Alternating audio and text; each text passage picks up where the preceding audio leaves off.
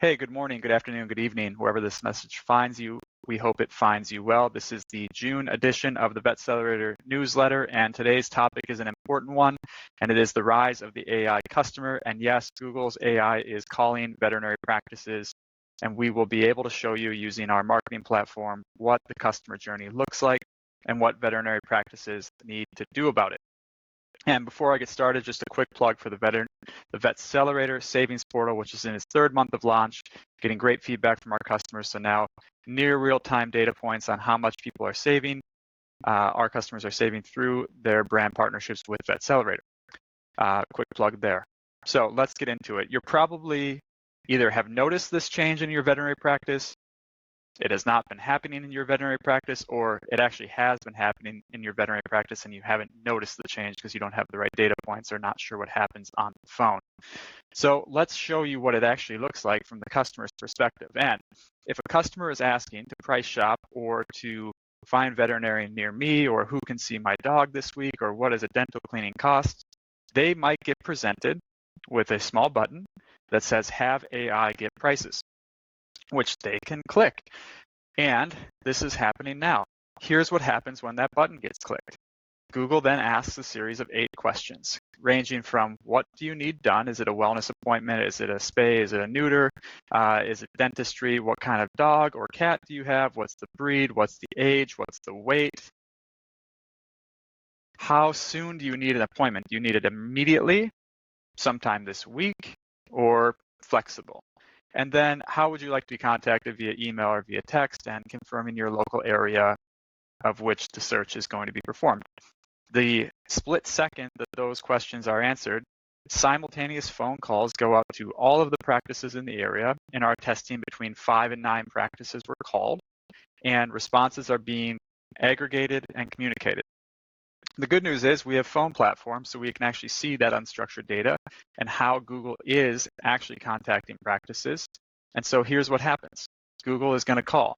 Google's going to announce that they're Google. They're going to be calling on behalf of a customer. They're going to be asking for prices and potential availability, and then they're going to politely end the call. Once that happens, all of those responses are aggregated and split into 2 categories: clinics that Google could reach and clinics that Google could not. And from the customer perspective, what are you going to do with this information? Well, in our study, in our case that we're showing in the newsletter, 2 practices were able to give responses to Google. Both of them said they had immediate availability and were running a new client special. Those practices are going to get chosen by the customer. Google also showed practices we couldn't reach. They may still have the services you need, but we couldn't reach them.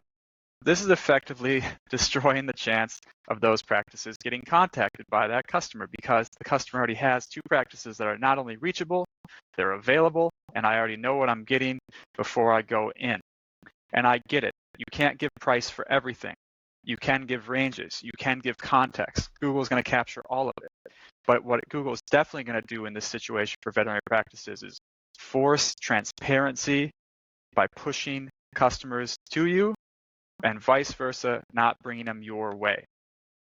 If your practice continues to not answer these calls over time, it may even damage your SEO, because Google is looking at SEO as more of a holistic version of trust and transparency of your practice in digital settings. Phone is just a part of it. And so we're already seeing this shift happen. Customers are coming to websites with more knowledge, more consideration. They already have the awareness. And so it means that you need to be doing things differently. If you go on Reddit, there's already threads about this topic, but I would paraphrase their response on what we should do as hang up. I wouldn't listen to that. This is why. And where you might want to go with it is conversion-focused websites, incorporating your first-party data into everything you're doing, and making sure your content is replicable, reliable, and consistent across your channels. That's it for the AI calling. Really quick plug for ManageMed, new brand partner for us, taking care of Sharps disposal for your practices. Cintas, a longtime partner. Everyone knows who they are, but they're one of our most popular. And VoiceStack, which helps support the phone. You can learn more about things such as Vet Together, which is great for practices that they should consider signing up for. And thank you very much for your time in reading this piece.